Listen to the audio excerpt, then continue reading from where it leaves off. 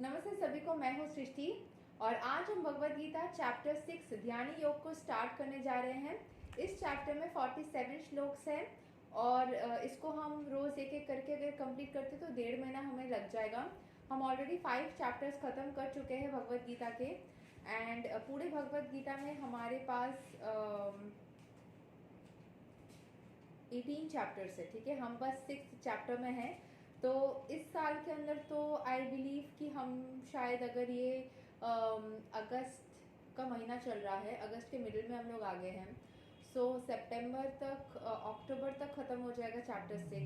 तो इस साल तक तो हम भगवद गीता को आधा भी नहीं शायद जा पाएंगे। हम स्टार्टिंग के 40% को अप्रॉक्स कवर कर लेंगे एंड पूरा साल अगले साल हम लोग धीरे धीरे करके 2024 में हम भगवद गीता पूरा कंप्लीट कर लेंगे। So we started Bhagavad Gita explanation from last year और लास्ट ईयर हमने स्टार्ट किया था अगस्त से, तो 1 साल तो हो ही गया है भगवद गीता। मतलब मैं जुलाई से स्टार्ट करी थी अप्रॉक्स, जुलाई अगस्त अप्रॉक्स मैंने स्टार्ट कर लिया था। सो इंट्रोडक्शन को फिनिश करते करते एंड फिर चैप्टर्स में कंप्लीट करते करते 1 साल हो गया है कि हम भगवद गीता कर रहे हैं। So I am very happy and exact date भी मैं देख के आप लोगों को पब्लिश कर दूंगी कि how many days of Bhagavad Gita हुआ है। एंड आज हम चैप्टर 6 को स्टार्ट करने जा रहे हैं। सो देर न करते हुए शुरू करते हैं भगवद गीता चैप्टर 6 श्लोक 1 ध्यान योग।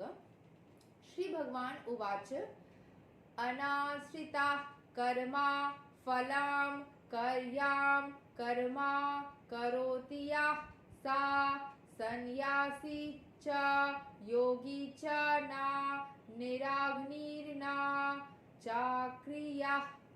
The Supreme Personality of Godhead said, one who is unattached to the fruits of his work and who works as he is obligated is in the renounced order of life, and he is in the true mystic, not he who lights no fire and performs no duty. ये श्लोक भगवद गीता का सबसे unique श्लोक, मतलब सबसे महत्वपूर्ण श्लोक मैं बताऊंगी, क्योंकि ये वाले चीज़ को हम घूम फिर के बहुत बार अलग अलग चैप्टर्स में सीख रहे हैं कि कर्म करो, फल के एक्सपेक्टेशन नहीं करो। सो यहाँ पे बोला गया है, भगवान बता रहे हैं कि जो इंसान कर्म को करते जाता है फल की चिंता ना करते हुए, जैसे कि वो कर्म करने के लिए वो बाध्य है, जब वो उस तरीके से कर्म को करते जाता है तो वही सही फॉर्म ऑफ लाइफ को जी रहा है। आपको सोचना नहीं है, जैसे लॉ ऑफ अट्रैक्शन में भी आपको सोचना नहीं है कि मुझे फल मिलेगा कि नहीं मिलेगा। जो आपका ड्यूटी है उस हिसाब से आप पॉजिटिव अफर्मेशंस दो, आप ग्रैटिट्यूड को फॉलो करो, या फिर जो भी टेक्निक आपको पसंद है उस तरीके से आप उसको करो। लेकिन आप कभी भी इस चीज़ के पीछे मत पड़ो कि मुझे फल मिलेगा भी या नहीं। जैसे मैं भगवद गीता के एक्सप्लेनेशन के साथ साथ मेरे चैनल पे टैरो कार्ड रीडिंग्स भी अवेलेबल होती है, तो वहाँ पे मैं बताती हूँ कि आप टैरो कार्ड रीडिंग के साथ मैं हीलिंग्स भी प्रोवाइड करती हूँ, क्योंकि गाइडेंस के बिना सिर्फ मैं अगर बता दूँ सिचुएशन क्या हो रहा है बस जानने के लिए, तो मुझे लगता है कि वो इनकम्प्लीट होता है। सो मेरे तरफ से मैं हमेशा गाइडेंस प्रोवाइड करती हूँ कि जो भी सिचुएशन निकला है उसमें अगर कुछ नेगेटिव है तो उससे कैसे निकला जाए। तो उसके टाइम पे मैं यही बोलती हूँ कि अगर आपको मतलब वहाँ से निकलना है तो ये सोच के बस 10 दिन कर लिया और सोच लिया कि निकले कि नहीं निकले, उस तरीके से करने से नहीं होगा। आप उस चीज़ को करते रहो, करते करते वो इतना फ्लो आप चलते रहो, वो ऑटोमेटिक होगा, ऑटोमेटिक ही आप उस चीज़ से निकल जाओगे। ठीक है, अगर नेगेटिव सिचुएशन है वहाँ से निकल जाओगे, पॉजिटिव को अट्रैक्ट करना है तो उसको अट्रैक्ट कर लोगे, बस आपको उस सिचुएशन में रहना है। सो यहाँ के एक्सप्लेनेशन को देख लेते हैं। In this chapter, the Lord explains that the process of the eightfold yoga system is a means to control the mind and the senses. However, this is very difficult for people in general to perform, especially in the age of Kali. जो हमने last chapter में पढ़ा था वहाँ पे बताया गया था कि ईश्वर का नाम संकीर्तन करना, या अगर हम भक्ति करते हैं, कृष्ण को याद करते हैं, ईश्वर को याद करते हैं, तो उसमें जो फल लाभ होता है 8 फोल्ड्स ऑफ योगा जो था, एक डिफिकल्ट टाइप ऑफ योगा बताया गया था, जहाँ पे आपका यमा नियमा आसना प्राणायामा प्रत्याहारा धारणा ध्यान समाधि सारे फॉर्म्स को प्रैक्टिस करके आप जिस स्टेट में जा पाओगे, अगर किसी को पसंद है, क्योंकि बहुत सारे योगा ट्रेनर से या फिर बहुत सारे योगी है जिनको योगा करके उस स्टेट में जाना अच्छा लगता है. My mother is one of them. उनको स्पिरिचुअलिटी बहुत पसंद है, वो करती है, साथ ही साथ उनको वो योगा ट्रेनर है तो उनको योगा करना भी बहुत पसंद है. सो इस तरीके से अगर आप करना चाहते हो, but this is in the age of Kali, मतलब कोई उस तरीके से गुरु नहीं मिलता जो उस आपको इस पूरे प्रोसेस में गाइड कर पाए. खुद ब खुद करना सबके लिए पॉसिबल नहीं है, उसके लिए कोई ऑल्टरनेटिव सोल्यूशन भगवान बता रहे हैं. Although the eightfold yoga system is recommended in this chapter, the Lord emphasizes that the process of karma yoga or acting in Krishna consciousness is better. Krishna को याद करके या भगवान को जिस फॉर्म में आप चाहते हो, मैं नहीं बोलूँगी मैं गीता पढ़ रही हूँ कृष्ण यहाँ पे महत्व है तो आप सिर्फ कृष्ण को उसी फॉर्म में याद करो जिस फॉर्म में शायद बाकी भक्त करते हैं. आपको जिस फॉर्म में याद करना है, अगर आप हवा में ईश्वर को महसूस करना चाहते हो कर सकते हो. अगर आप आकृति में करना चाहते हो किसी भी फॉर्म में, कृष्ण के फॉर्म में, गोपाल के फॉर्म में, अलग अलग जो डेवी गॉड्स बताए जाते हैं उनके फॉर्म में, या जो आदि योगी फॉर्म है शिवा उनके फॉर्म में, जिस किसी भी फॉर्म में, देवी माँ के फॉर्म में, जिस किसी फॉर्म में, क्योंकि बोला जाता है जिस किसी फॉर्म में आप करोगे वो जाता तो आपके विष्णु के पास ही है. सो आप जिसमें कंफर्टेबल हो उसी में आपको ईश्वर को याद करना है, बट बस उसमें कॉन्शियस होना है, स्पिरिचुअली कॉन्शियस होना है. सो everyone acts in the world to maintain his family and their paraphernalia, but no one is working without some self-interest, some personal gratification, be it concentrated or extended. The criterion of perfection is to act in Krishna consciousness and not with a view to enjoying the fruits of work. To act in Krishna consciousness is the duty of every living entity, because all are constitutionally parts and parcels of the Supreme. तो यहाँ पे जो बोला जा रहा है कि सारे जो लोग हैं दुनिया में वो अपने फैमिली को, अपने आप को सही से मेंटेन करने के लिए काम कर रहे हैं. सबका कोई कोई सेल्फ इंटरेस्ट है तभी उसके लिए वो काम कर रहे हैं. खुद को मेंटेन, पर्सनल ग्रेटिफिकेशन के लिए, जो भी हो, खुद के ऊपर कॉन्सेंट्रेटेड हो या फिर एक्सटेंडेड अपने फैमिली की तरफ हो, जिस किसी फॉर्म में. The criterion of perfection is to act, मतलब कैसे हमें काम करना है, कोई भी काम करना है तो कृष्ण कॉन्शियसनेस में रह के करना है. Not with a view to enjoying the fruits of work, ये सोच के नहीं कि मैं कृष्ण कॉन्शियसनेस इसीलिए कर रही हूँ ताकि मुझे फल लाभ हो, इस वजह से करने से नहीं होगा. आपको सेल्फलेसली भगवान से कनेक्ट करना है, सेल्फलेसली उनसे प्यार करना है, क्योंकि उन्होंने आप उनके पार्ट एंड पार्सल हो. उन्होंने आपको बनाया, वो इस जगत को बनाया, इसीलिए आप इसमें आ पाए या इसीलिए आप इसको एंजॉय कर पा रहे हो. बस एज अ ग्रैटिट्यूड आप उनके तरफ सेल्फलेसली अट्रैक्ट या फिर कनेक्ट करो खुद को, उनसे अट्रैक्ट हो या उनसे खुद को कनेक्ट करो. ठीक है. So the parts of the body work for the satisfaction of the whole body. The limbs of the body do not act for self satisfaction. जो हाथ पैर है वो अपने आप को खुश करने के लिए करते हैं कि हमारे पूरे बॉडी या हमें खुश करने के लिए हाथ पैर काम करते हैं. हमारे बॉडी के ऑर्गन्स ही काम कर रहे हैं हमें सेटिस्फाई करने के लिए. वैसे ही जो parts and parcels of the body, जैसे इंटायर सोल को जो इस बॉडी के अंदर है उसको सेटिस्फाई करने के लिए कर रहा है. तो हम जिस सुपर सोल के अंश है उनको सेटिस्फाई करने के लिए हम उनके लिए कुछ ना कुछ कर ही सकते हैं ना. जैसे कि उन्होंने इस जगत को बनाया तो हम इस जगत को और खूबसूरत बनाने के लिए कुछ कर सकते हैं. इस जगत को ग्रीनरी से भर सकते हैं, इसमें कचरा फेंक के उसको खराब करने से खुद को रोक सकते हैं. मतलब keeping the earth beautiful is also work in devotional service. ठीक है, क्योंकि खूबसूरत जो दुनिया है वो भगवान ने बनाई है. उस दुनिया को साफ सुथरा रखना, उसमें क्लीन रखना, उसमें जो नीडी है या हेल्प चाहते हैं, क्योंकि वो भी भगवान के ही पार्ट एंड पार्सल. अगर मैं एक पार्ट एंड पार्सल खुश हूँ, मुझे सारे एमिनिटीज मिला है, तो और एक पार्ट एंड पार्सल जो मेरे सामने अगर है और उसके पास कोई चीज़ की कमी है, तो मैं क्यों ना भगवान के उस अंश को भी उस अपने हैसियत के हिसाब से खुश रखने की कोशिश करूँ, है ना.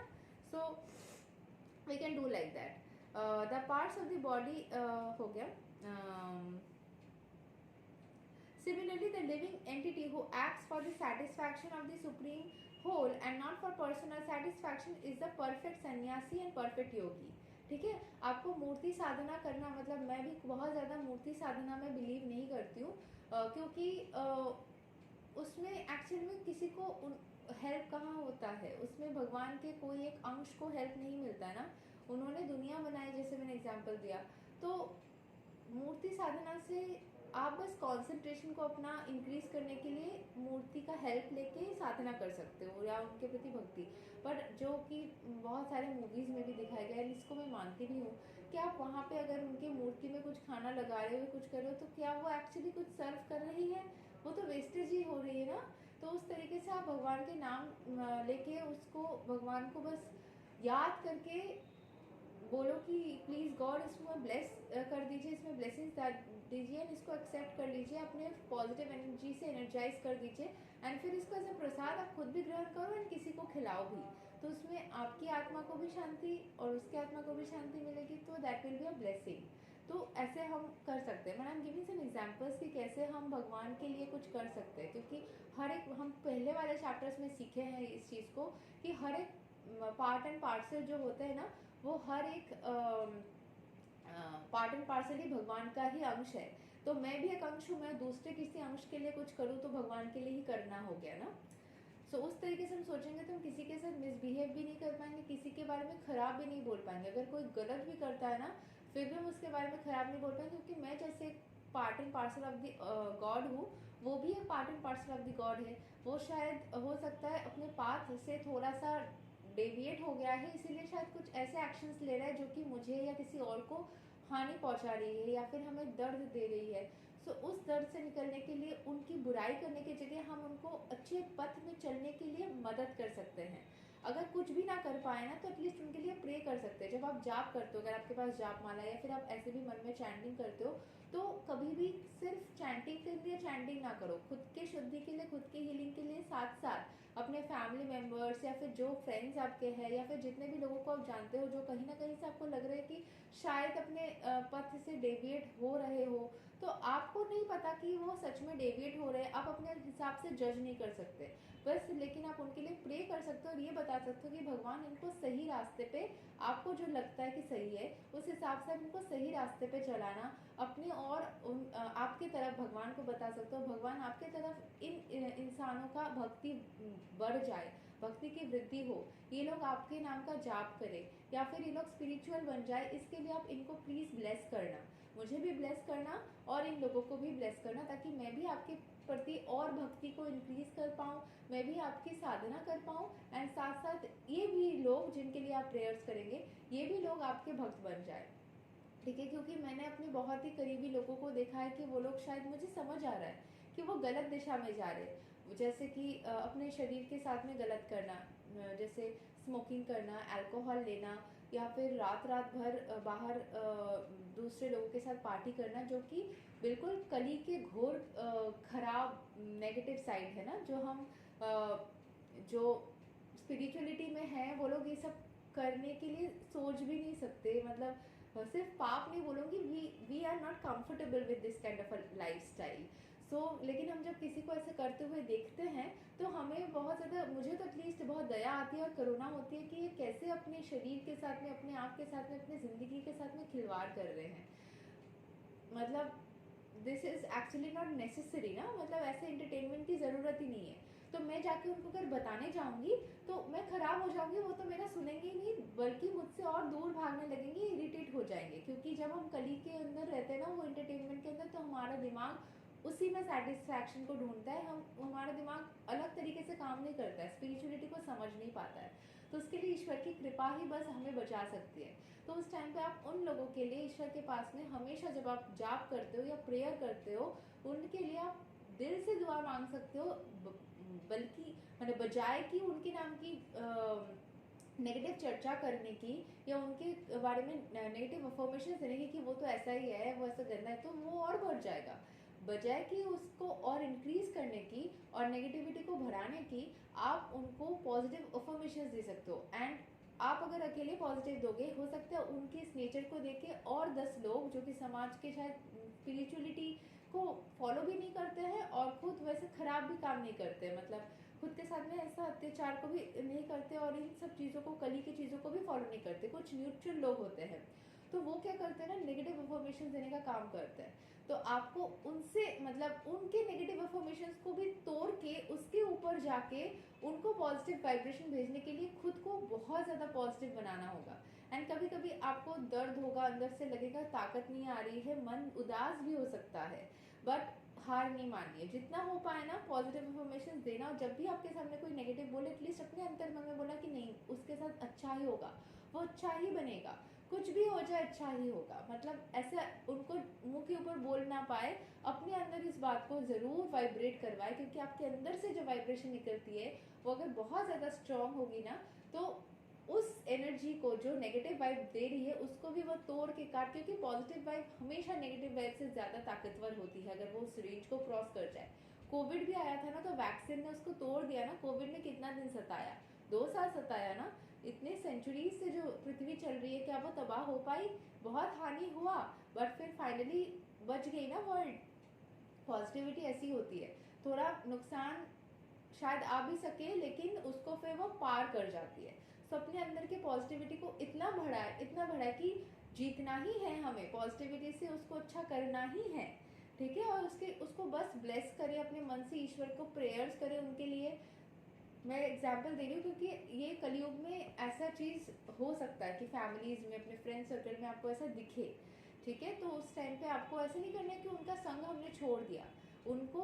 हाँ, आप उनसे दूरी बना सकते हो क्योंकि उनकी लाइफस्टाइल से आपकी लाइफस्टाइल शायद मैच नहीं करेगी, लेकिन उस टाइम पे आप क्या कर सकते हो, उनको ब्लेसिंग्स भेज सकते हो ताकि वो अपने उस नेगेटिविटी के जोन से बाहर निकल के आए और वो भी गीता पढ़ने लगे। वो भी वो चीज़ देखिए 1-2 दिन में नहीं होगा, आपको कंटिन्यूसली ट्राई करना होगा, क्योंकि आप जब पॉजिटिविटी दे रहे हो उनको 10 लोग देख के शायद 10 नेगेटिव वाइब्रेशंस भी उनके तरफ आ रहा है, तो आप अकेले इंसान उन 10 वाइब्रेशंस के साथ में लड़ने के लिए 10 टाइम्स स्ट्रॉन्गर होना होगा।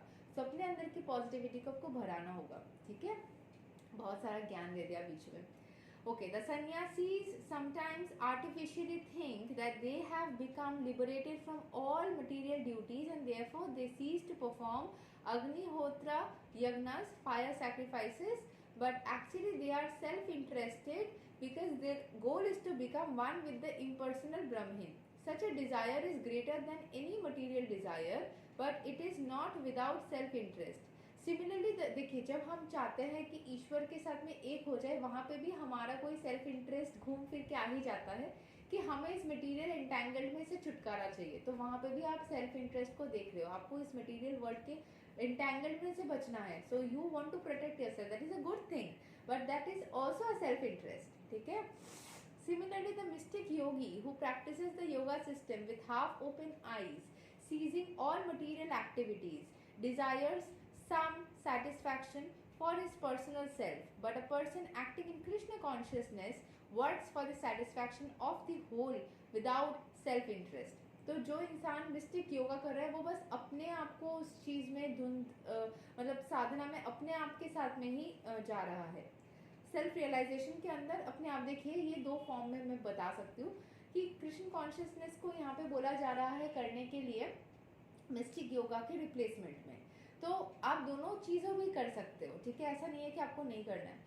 मिस्टिक योगा करने से क्या होता है, आप खुद के अंदर भी तो भगवान है ना, पार्ट एंड पार्सल्स ऑफ अगर लॉर्ड है तो हमारे अंदर भी भगवान के अंश है, तो उससे कनेक्शन के लिए भी mistake yoga is a good thing. हाँ, हो सकता है 8 फोल्ड्स आप नहीं कर पाए, but you can do pranayama, you can do some asanas, you can do meditation, जो कि समाधि में हम जाए ना जाए एटलीस्ट हम आसनास एंड प्राणायाम एंड साधन इसको तो कर ही सकते हैं ना, मेडिटेशन को कर ही सकते हैं। सो अगर आप वो चीज़ करोगे, so that also helps you to connect with yourself which also includes Lord, क्योंकि हम भगवान के बिना तो कुछ है ही नहीं। मतलब we exist because we are a part and parcel of the Lord. Anything which we do for our self is actually done in the name of God only. मतलब हम जो भी अपने साथ कर रहे हैं वह एक्चुअली घुमा फिरा के इनडायरेक्टली हम ईश्वर को याद ही करके कर रहे हैं। खुद को याद करना भी एक्चुअली ईश्वर के एक अंश को याद करना होता है। पूरे ईश्वर को याद नहीं कर रहे, बट एक अंश को याद कर रहे हैं। सो इनडायरेक्टली आप ईश्वर को ही याद कर रहे हैं, ठीक है। सो अपने हम सबके अंदर एक ईश्वर होता है जो कि उनसे भी कनेक्ट करना, मतलब ईश्वर के उस पार्ट से भी कनेक्ट करना इज़ वेरी नेसेसरी। सो वो कर सकते हैं आप। एंड कृष्ण कॉन्शियसनेस को करेंगे तो उसमें भी आपको उतनी ही अंदर से अंदरूनी सुख मिलेगी। ठीक है। सो a Krishna conscious person has no desire for self satisfaction. His criterion success is the satisfaction of Krishna, and thus he is the perfect sannyasi or perfect yogi. Lord Chaitanya, the highest perfectional symbol of renunciation, prays in this way: Na dhanam, na janam, na sundarim, कवितां वा जगत ईसा कामये मम जानमणि जनमनीश्वरे भवतद भक्तिर अहैतुकी त्वायि. O Almighty Lord, I have no desire to accumulate wealth, not to enjoy beautiful women, not do I want any number of followers. What I want, देखिए followers, Gita में followers बोला जा रहा है, मतलब नाउ या social media followers, but yes तब तो नॉर्मल फॉलोअर्स होता था. What I want only is the causeless mercy of your devotional service in my birth, in my life, birth after birth. तो भगवान को ये मैसेज दे रहे हैं चैतन्य महाप्रभु. वो क्या बोल रहे हैं कि भगवान मुझे कुछ भी नहीं चाहिए, मुझे बस आपका प्रेम चाहिए, मुझे आपको डिवोशनल सर्विस. इसमें बहुत ज़्यादा ह्यूमिलिटी भी आती है, अहंकार को तोड़ देता है ये चीज़ कि हम कुछ नहीं चाहते, हम बस उस क्रिएटर जिसने हमें बनाया है उनके साथ में हम प्रेम भाव को बनाए रखना चाहते हैं, हम उनके प्रिय होना चाहते हैं. जैसे मैं क्लासिकल म्यूजिक सीखती थी, वहाँ पे कोई एक लिरिक्स था जहाँ पे एक सॉन्ग का, तो उसमें बोला जा रहा था कि भगवान के चरण में वो शरण मांग रहे हैं, मतलब स्थान मांग रहे हैं. तो मैं ना उसको थोड़ा सुनने में गलती की थी क्योंकि तब मेरे पास वो लिखा हुआ नहीं था सही से. तो मैं ऐसे ही उसको गा रही थी कि अपने हृदय में वास कर दीजिए, जबकि वहाँ पे कुछ बोला जा रहा था चरण में वास. तो मैं कुछ अपने शरण में रखिए, मैंने ऐसा था भगवान को कि रखो मोरे हाँ, रखो मोरे साई अपने चरण में था वहाँ पे लिरिक्स, और मैंने सुना था शरण में.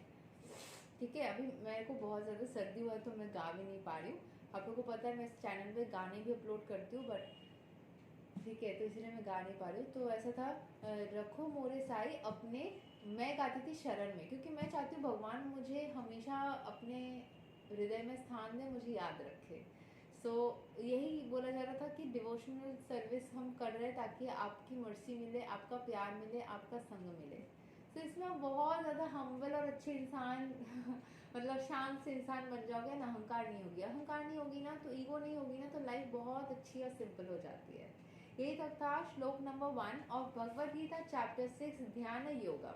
अगले वीडियो में हम श्लोक 2 को कवर करेंगे. तब तक के लिए हरे कृष्ण, राधे राधे, जय श्री राम. करते रहिए जाप और अपनी जिंदगी को खूबसूरत बनाते रहिए. राधे राधे.